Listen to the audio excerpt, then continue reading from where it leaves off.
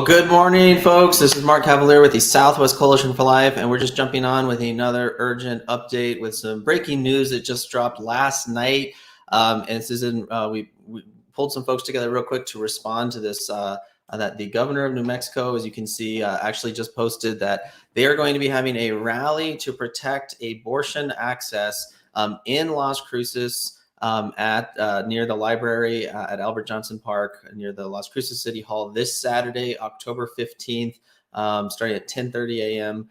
And this is coming after a lot has been going on, including news recently that the governor has promised $10 million of state tax dollars towards yet another abortion facility in Doña Ana County after we've already seen, 3 new abortion businesses open up in Las Cruces within a year. And there's, of course, the facility down in Santa Teresa. So there's already 4 abortion facilities in Doña Ana County. This would be a 5th state-funded abortion center. And now they're having this rally to protect that. So wanted to pull some people on real quick.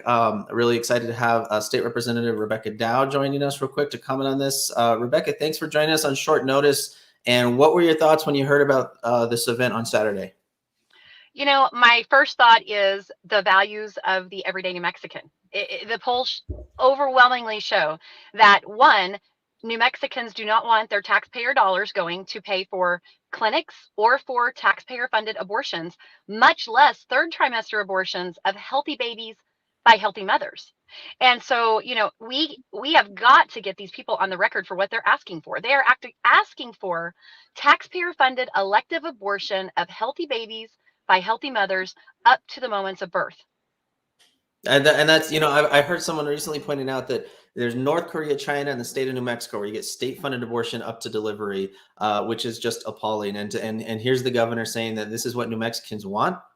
It is not. Yeah.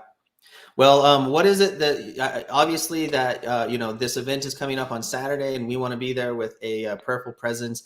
Is that something that you would encourage people to come out and pray? Absolutely. I mean, we need to be there. We need to be in prayer. We need to have signs talking about the truth. This is women's health care. This is not safe women's health care when it's happening in the 3rd trimester. And the fact of the matter is, Planned Parenthood says that only 3% of their work on behalf of women's health care is abortion, yet they're closing down clinics unless they can perform abortion and relocating to New Mexico. That just doesn't make sense, especially when Medicaid provides so many of those services that Planned Parenthood says is the vast majority, all but 3% of their work. Right. Someone pointed out too that apparently recently around Gallup, there was a hospital having to close their maternity ward because they don't have enough funding. And yet here's now state funding going to yet more abortions in a county that's already being super saturated by abortion. And local residents aren't even going there. It's all women coming from out of state. As a state representative, I watched in real time this governor who says she cares about women's health care during the COVID pandemic, the height of the pandemic, during a healthcare crisis, side with the trial attorneys and create the highest liability for medical malpractice claims in the United States. Wow. And so we've lost those services in Curry County. We've lost them in San Juan County, and many are on the way because of her failed policies. Access to women's health care for women who want to birth healthy babies and are proud to become mothers is dwindling. Sure. And then finally, and I know you've got to run, but in addition to this event on Saturday, in the next few weeks in November, what else can people who are pro-life and concerned about what's going on in our state do? Well, of course, we've got to vote. Right. Early voting starts tomorrow. And so, and there are lots of polling locations. We need folks to call your friends. This clinic is opening up in Las Cruces, the first of more to come if MLG is reelected. There are 34,000 registered conservatives in Doña Ana County, and in the primary, 4,100 voted. We have the power to stop MLG and to stop elective abortion of healthy babies by healthy mothers up to birth. We got to get out and vote and make sure our friends do too. Representative Dow, thank you so much for joining us on short notice. I really appreciate it. Thank you for having me. We'll see you guys on Saturday. Very good. We'll see you there. Okay. Next, I wanted to bring on Director of the New Mexico Right to Life, Ethel Maharg. Ethel, as Representative Dow just mentioned the importance of taking action and voting, and a lot of people have been asking me, like, where can we turn to know who we can, and that's not what our organization does. We're there for reaching out and providing the charitable help and the prayer vigils and the assistance. But that's something. Is that something like where can they go to find information on this election? You know what? They can go to our website. I'm Mark, by the way. Thank you for doing this at short notice. I know that this came up really suddenly, but you know, definitely we provide every time there's an election. It's a voter guide. I'm showing you. It's right here, and it is a 5-page document. It's 70 districts in the state. It's every single legislator that is running for office, and so we have put it together and we put it next to, on the first page. You can't see much. There's a couple that are endorsed by the pro-abortion groups, but in the inside you can see it is. I'm just going the wrong direction. See all those right there, that they are all everything in red means those that are they're endorsed by Planned Parenthood or any other pro-abortion group. So you can get this. You can go to our website, and that's rtlnm.org, because you know you might think that your representative is representing you and your values, but there are several that I know personally that I think I would have never thought that he would be supporting abortion like he is. So, Sure. So like for example, it is Rudy Martinez. I happen to know him, but he's endorsed by Planned Parenthood, and Luis Terrazas is already representative. We need to keep Representative Terrazas in, because I know that he is pro-life and he's voted for life in the past. So go to rtlnm.org, and what I'll do is I will also put this on the on Facebook in just a bit, and so that everybody can grab a hold of it. But if not, they can go to our website, go to rtlnm.org, and they can get their order guides there. It's really important that people show up at the polls, you know, to overwhelm the system. I know that early voting starts tomorrow, but we constantly push for in-person voting on the day of election so that it could mitigate some of that could possibly take place, that we could lose some votes. So we want to make sure that everybody votes.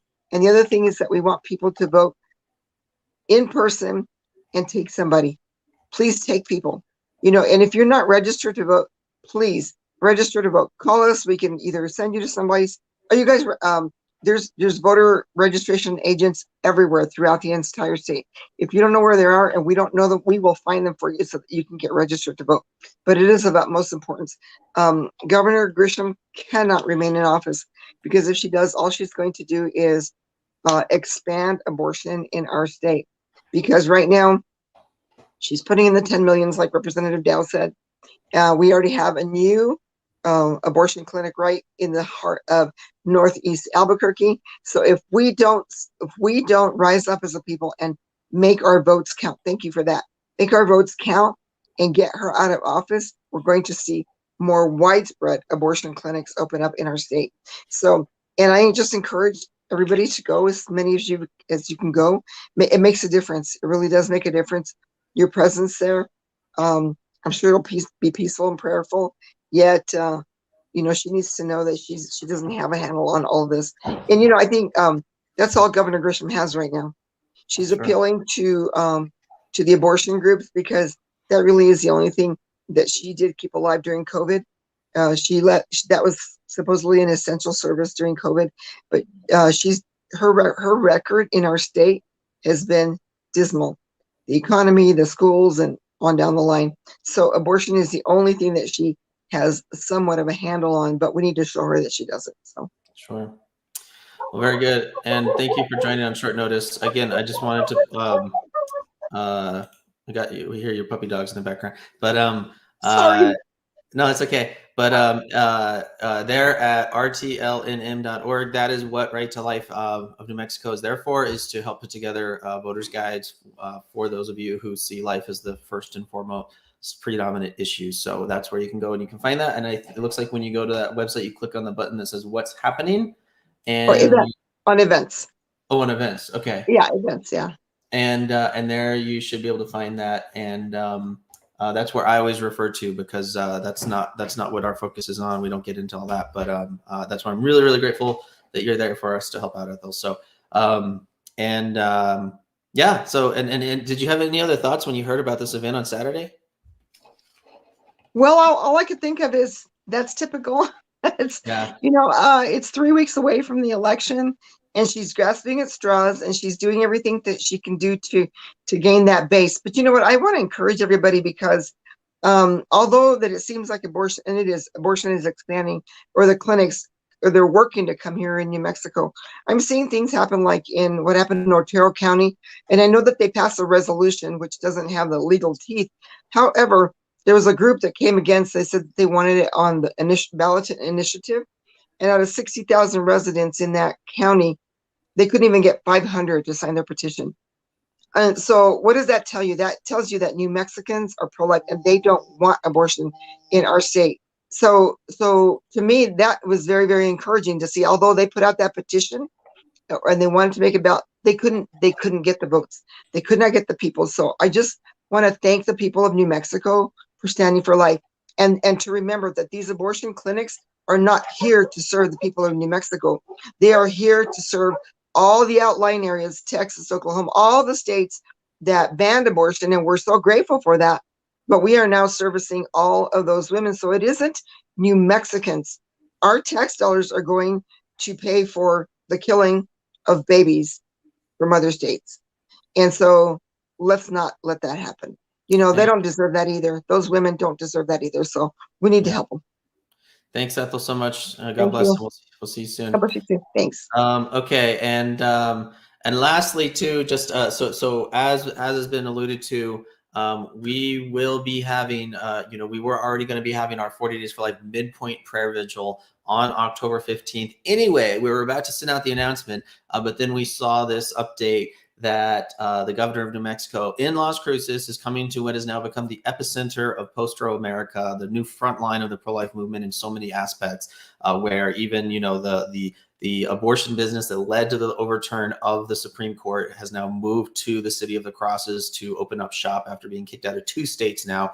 And the governor is going to be there having a pro-abortion rally of all places. So we were wondering where we were going to be doing our prayer vigil. We were having some struggle, and she helped us to make the decision. So we will be having our prayer vigil on October 15th there on the sidewalk surrounding Albert Johnson Park to pray for the hearts and minds of all of those who will be in attendance. We will not be having a political presence. We're just going there to pray because so many people are being misled and disillusioned by this event and by the actions of the state of New Mexico right now and those who are leading it. So, we also found this to be really interesting timing. And so now I wanted to bring on Mike Seibel from Abortion on Trial.